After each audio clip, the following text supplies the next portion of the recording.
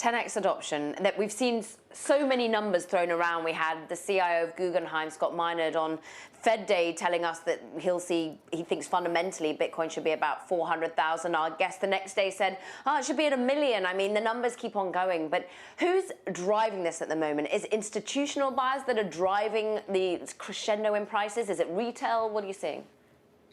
There's definitely a huge uptick in institutional adoption. I mean, we're seeing this across the headlines. And in comparison, you're not seeing the same uptick across retail. I mean, if you look across any major social indicators, retail awareness of this rally in 2020 is still relatively muted. Now, I think the tides will turn and we're going to have both sides of the market kind of participate here.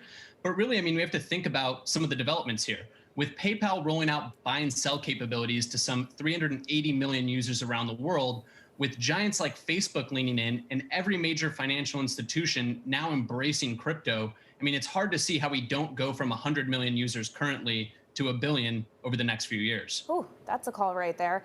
But you talk about all these institutions, other large companies getting into this space.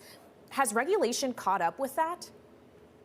Yeah, so I mean, listen, regulation is always evolving. I mean, how many times over the past several years have we seen the headline of such and such government bans Bitcoin only to reverse it a year later?